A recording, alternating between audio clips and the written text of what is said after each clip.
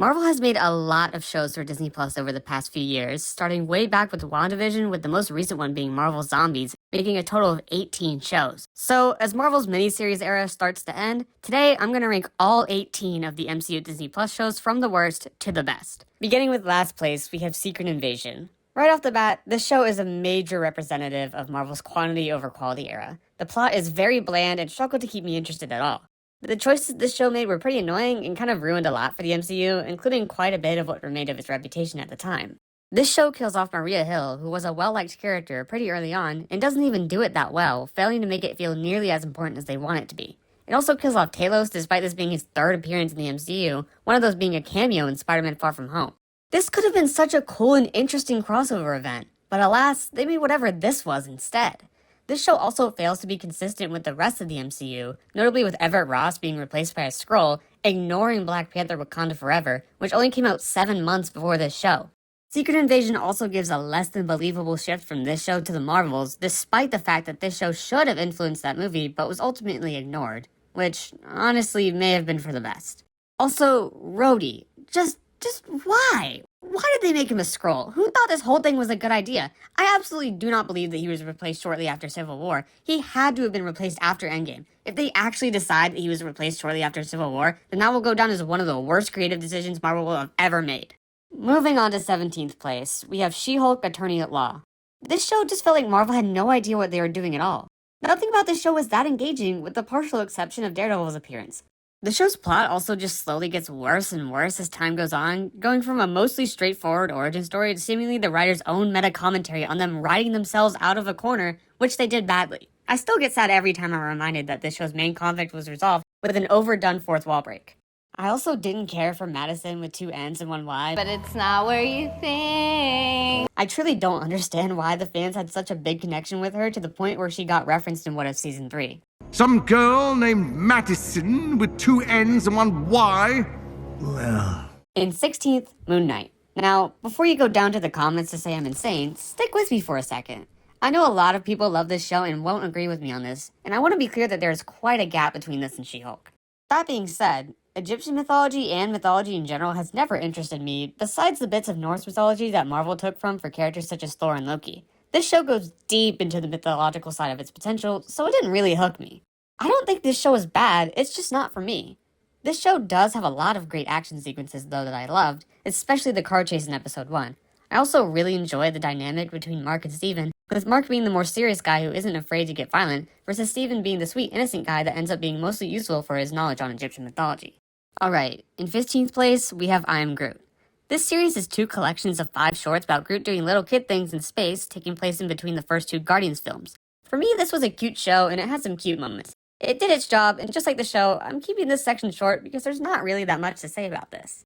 In 14th, WandaVision, Marvel's first Disney Plus series for the MCU. This was the show that kicked off Phase 4 and the Multiverse Saga, releasing in very early 2021.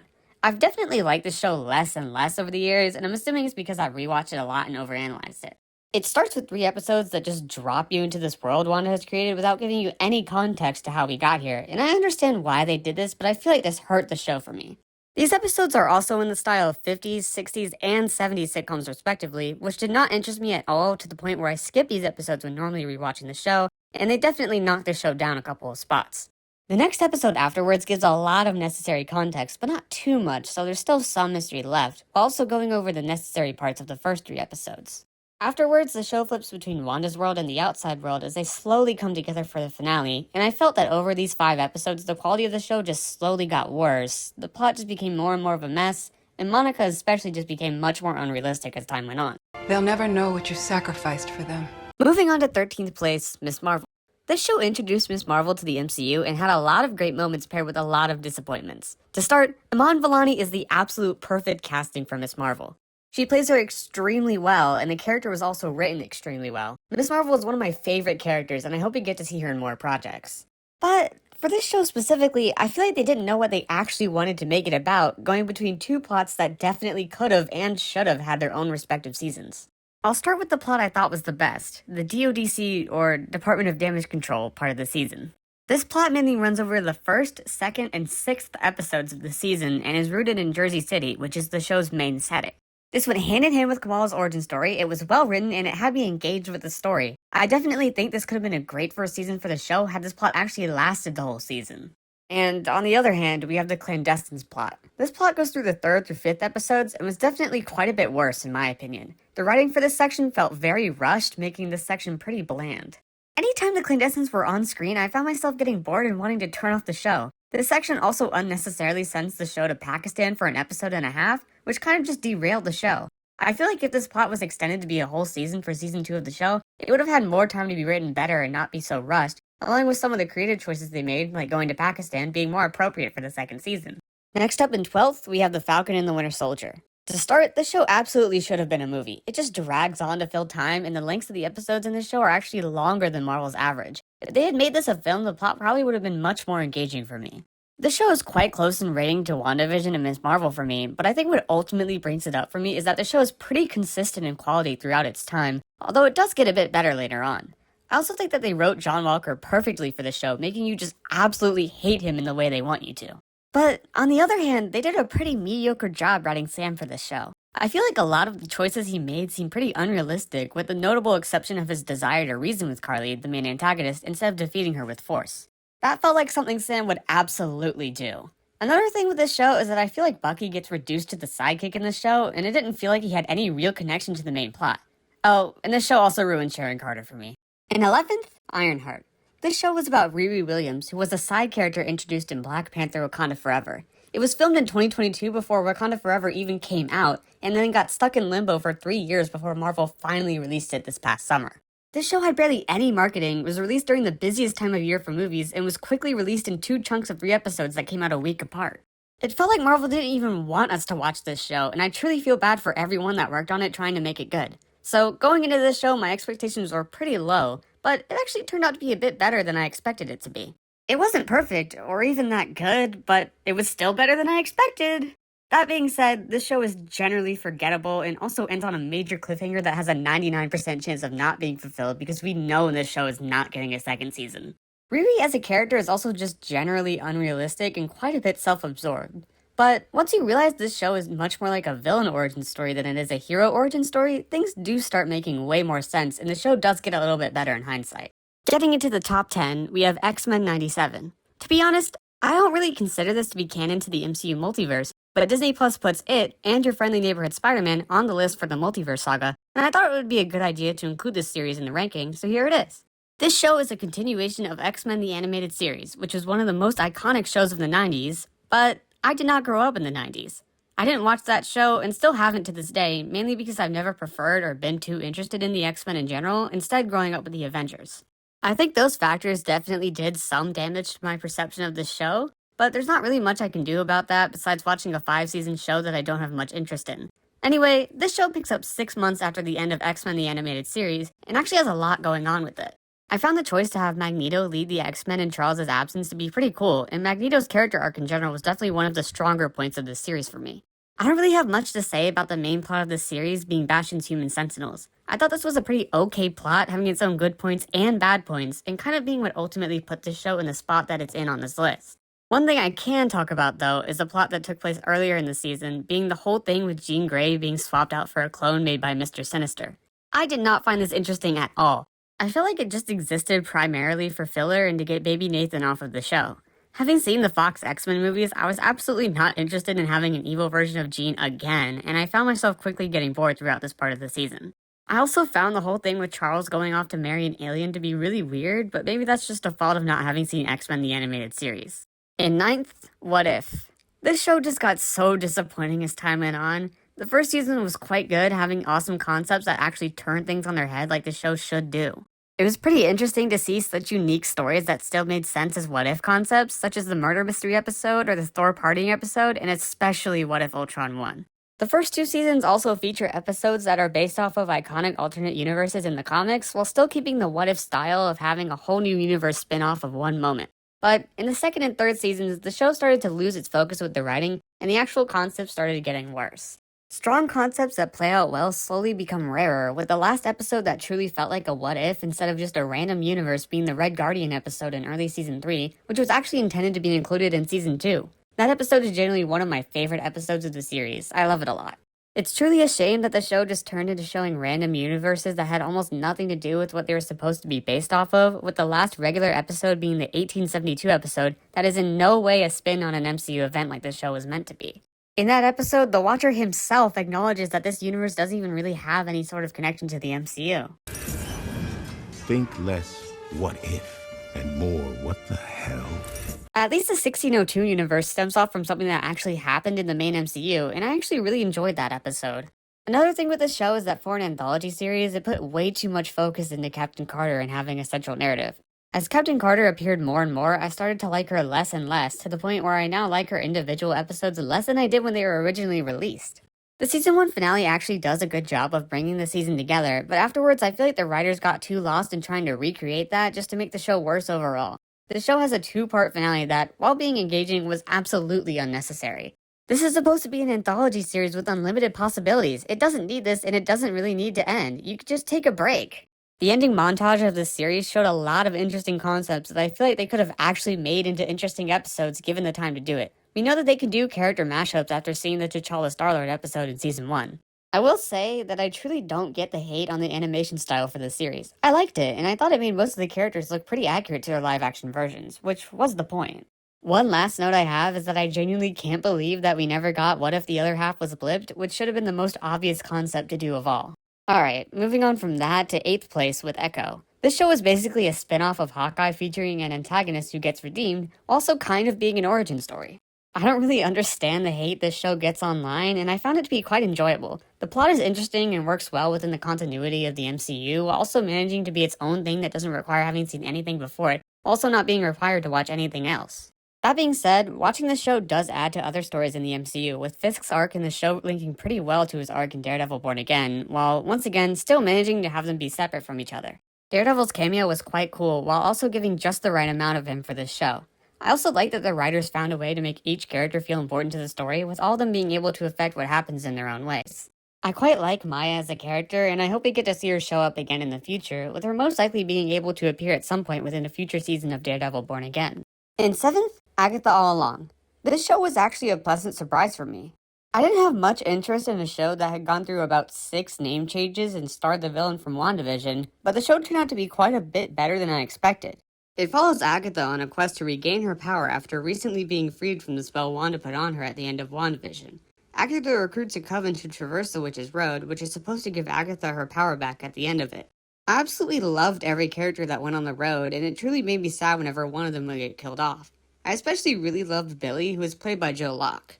I think they wrote his character pretty well and found a great way for him to have a major role within the show. Speaking of which, I found the main twist, being the Witch's Road was fake and created by Billy, to be absolutely amazing and unexpected.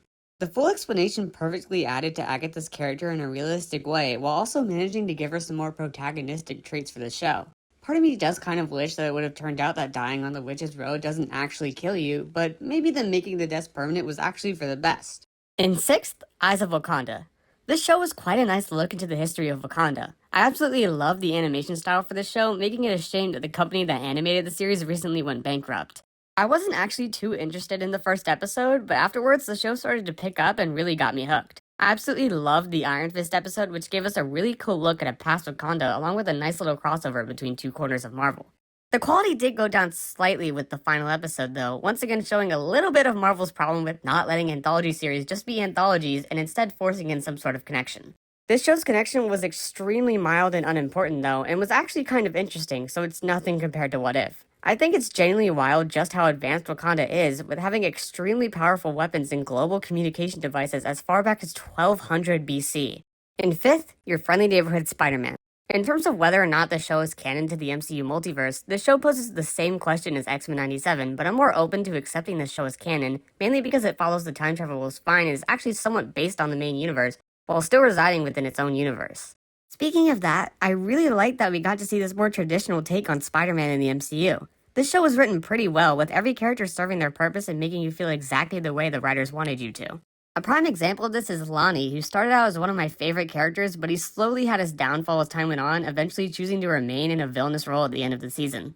I found it cool that Doc Ock was actually purely a villain in this show, compared to the Raimi movies where he was a good person that was just being controlled by evil robotic tentacles. I think this show also majorly improves on Harry compared to the Raimi films, with him actually being a cool person and one of my favorite characters in the show.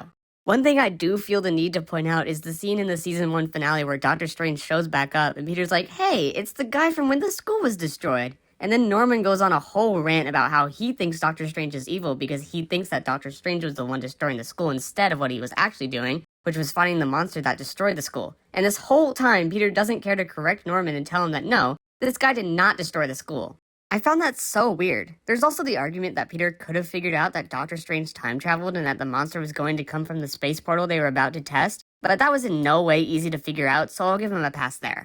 Alright, and fourth, we have Daredevil Born Again. This show is the much-needed continuation of the Netflix Daredevil series, but it almost wasn't. It was originally conceived to be separate from the Netflix continuity while still starring Charlie Cox and Vincent D'Onofrio, basically making it a fanfic that just places Charlie Cox as Daredevil and Vincent D'Onofrio's Kingpin in the MCU. Fortunately, after the original crew filmed 6 episodes, Marvel realized that their version sucked and brought back a lot of the crew from the Netflix show to fix the sequel and keep it consistent with Netflix shows. But the problem with this show is that those original 6 episodes stayed, leaving the season to be based upon them. In terms of the original 6 episodes, which are episodes 2 through 7 in the season, the new crew seemingly didn't really change much except for making the show connected to the Netflix series and adding things in that link to the plot in the other 3 episodes of the season. There are even reports that episode 5, the bank robbery episode, was left untouched by the new crew, which would make sense considering it's basically a filler episode. I feel like if the show had released as the original version, it wouldn't have been as bad as a lot of people think. I still quite enjoyed these episodes despite their flaws, and I feel like that version of the show could have placed anywhere between 8th and 14th on this list. I also really liked that the crew threw in little references to the MCU, such as Leroy Bradford trying to frame a scroll for the robbery he committed, or Kamala Khan's dad working at the bank being robbed in episode 5, or Jack from Hawkeye having a few cameos in the show. Okay, let's move on to the other 3 episodes, which were fully made by the new crew. Starting with, well, the start, I have thought a lot about them killing Foggy off, and I find myself pretty conflicted. The shock and suddenness, is that even a word, of Foggy's death definitely did its job when I watched it for the first time, being to completely surprise me as a viewer and set the tone for the show going forward, and I definitely like this move in that sense. On the other hand, what the fuck? Okay, being serious, I feel like this decision is going to be worse for the show down the line. Foggy was an amazing character and basically the heart of Netflix Daredevil, so him being killed off makes me quite sad and removes a core part of the original show from future use. I get why they did it, considering that it would be hard to exclude or minimally use Foggy and Karen for 6 episodes while still having the ability to at least bring one of them back fully without doing something permanent. I would also like to comment on the cinematography of the new crew, especially with the fight between Daredevil and Bullseye in episode 1. I did not like it at all. It just felt super weird and looks wrong to the point where it makes the shots look fake, which, yeah, some of them are mostly CGI, but they're supposed to look real. Especially with the sequence in the hospital from the finale, something just doesn't look right. Speaking of the finale, I loved the last 2 episodes of this show so much, and I hope that the next season is more of what these 2 episodes were like. They do so many things right, like once again showing truly how evil Fisk is, bringing Karen back to the show, and several other things. But I've talked about Daredevil Born Again enough, and I'll have even more to say when future seasons of the show release, so let's move on to 3rd place with Marvel Zombies. I talked about this a lot in my Marvel Zombies review, but basically I loved this show. It was really nice to see that they didn't hold back with the gore on this. I also like that they did a lot of unpredictable things, such as Kate's very sudden death in the first episode. I really like Marvel crossovers, and I really like zombie stuff, so this show was a great combination for me. I liked that they mostly picked characters from the multiverse saga for the show, making it feel like the Phase 4 crossover we never had. This show definitely does have its flaws though, especially with the fact that it jumps between locations too much, with the trailers being a bit misleading on how much the raft would actually be in the show factoring into it a bit for me. Since I made my review, there's been a lot more talk about a 2nd season supposedly getting greenlit, so if it's true, I'm definitely excited to see what they'll bring for it. I feel like the fact that this show managed to get 3rd place definitely speaks to the overall quality of the MCU Disney Plus shows, highlighting Marvel's time of quantity over quality. That being said, I do think Daredevil Born Again will pretty easily knock this down to 4th when its 2nd season comes out in March. In 2nd, Loki. This show is genuinely so awesome. Loki's arc in the show from leading the Battle of New York to sacrificing himself for the entire multiverse is beautifully written, and in my opinion, easily the best redemption arc I've ever seen. This series has an amazing cast of characters, all of whom I love, well, except for the Kang variants, and I loved getting to see the main characters' variants towards the end of season 2. Speaking of the Kang variants though, something just felt so off with He Who Remains that whenever he was on screen it made me feel uncomfortable, which I guess may have been what they were trying to do. Loki season 1 is genuinely one of my favorite seasons of TV ever. It has a nice and cohesive plot throughout it that goes through each episode really well as having great character arcs. Season 2 was great too, although the plot did feel looser and there was definitely a bit too much filler this time around. The quality of the character arcs did stay consistent with Season 1 though, which was nice. I do wonder what direction Loki and the TVA will be taken in Avengers Doomsday, especially since it looks like Loki will be a member of Sam's Avengers. And finally, in first place, we have Hawkeye. I know this may be a little bit shocking for it to be in first, so let me begin by stating just how much I love the holiday season. Which is a lot. It's my absolute favorite time of year. Anyway, with that out of the way, I loved this show. It contains lovable characters with awesome character dynamics. Honestly, I couldn't list my favorite characters in the show because I would end up naming almost every single one of them. Kate Bishop is a great addition to the MCU, having an amazing energy and working well with everything she's given. Clint's plot in this show feels like a natural progression for him in the MCU, once again trying to become a family man after Endgame, but choosing to stay behind to help someone even after he could have left. I felt like the tracksuits were a fitting villain for this show, and Kingpin being their leader was an amazing twist. Vincent D'Onofrio and Charlie Cox returning separately in the same week with the releases of Episode 5 of Hawkeye and Spider-Man No Way Home will always be one of the craziest things to happen in the history of the MCU. I thought the LARPers being around and helping out was quite nice, giving the show a fitting little bit of holiday charm with this added sense of community. The show also has a bit of Yelena, who is my favorite character to be introduced in the multiverse saga. Even though she's not in it for long, her appearance in the show leaves a lasting effect on its reputation, with the scene of her and Kate from Kate's apartment arguably being the most iconic of the series. Kate Bishop.